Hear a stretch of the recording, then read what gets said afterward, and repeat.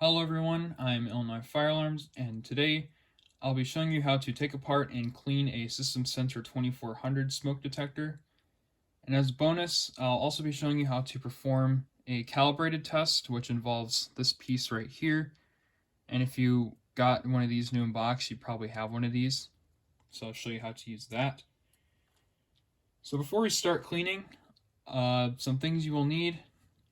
You'll need a small flathead screwdriver, kind of like this. I'll explain why in a moment. And then you may also need some compressed air so you can kind of blow all the dust and stuff out that are inside of these. And if you don't have that, you can either just blow into it or you can use something like a towel or a rag to wipe it out. The first step before performing any maintenance on smoke detectors is to make sure that there's no power going to it. So you would want to either cut power from your panel or disconnect the zone that the detector is on. And then look at the LED right here, make sure it isn't flashing. And another thing is that, as you may know, these detectors are head wired, basically meaning that all the terminals are on the head right here, and the base has no terminals. So if you were to try to take this down, you would probably have to take the wires out, which can take a while and be a pain. So it's probably better to just perform maintenance wherever this is installed, either it's on the wall or ceiling. Or if you're a collector, you can do this the exact same way that I'm demonstrating here. And as a disclaimer, I'm not sure if this will actually work the same with the models that have a heat detector on them, like this one right here. You can see it has that little metal piece right there. That's the heat detector. It looks like it would block this cover piece from coming off, so I'm not too keen on how that works, so I'm not too sure if that would work.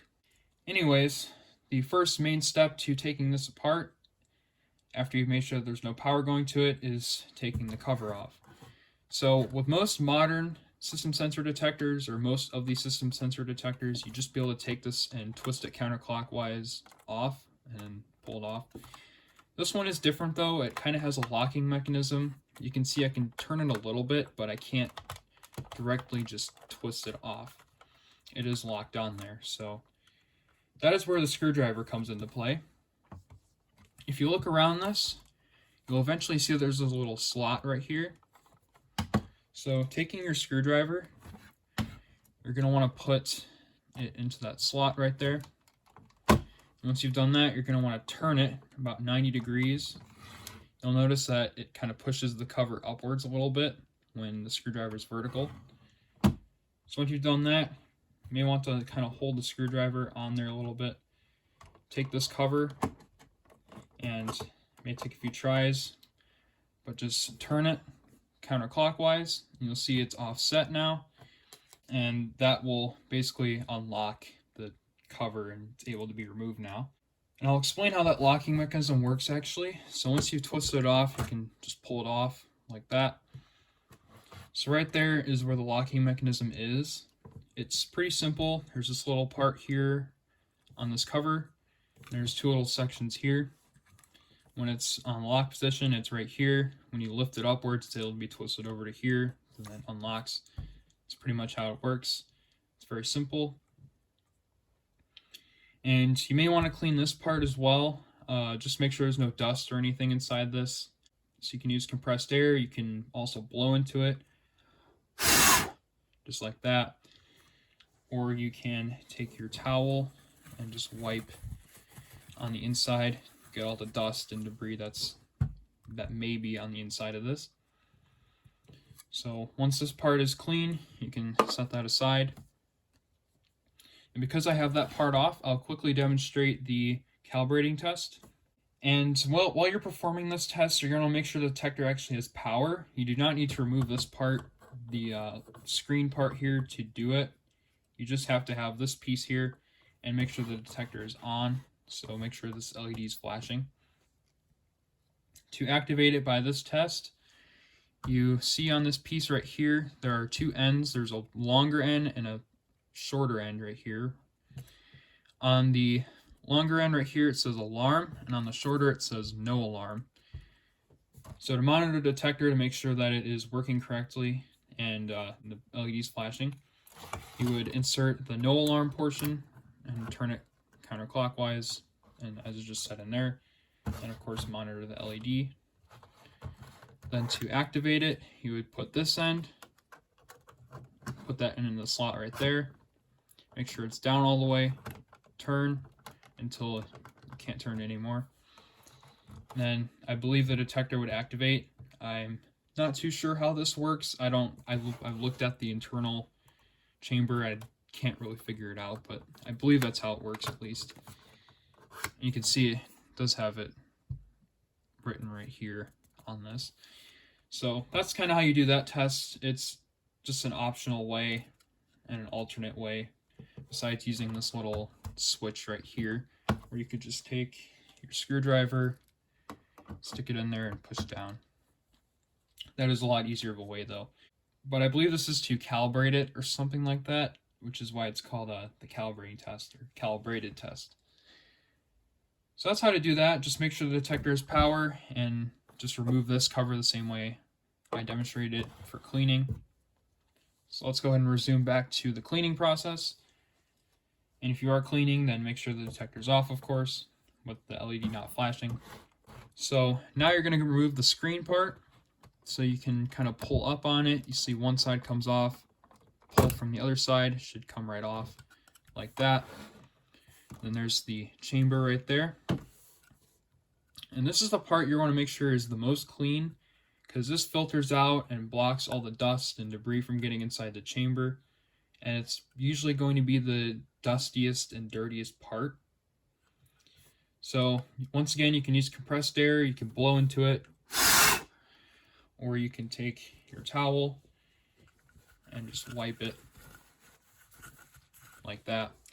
Make sure there's no dust or anything like that inside of this. So once you're done cleaning this part, you can set that aside. And now we can pay attention to the chamber here.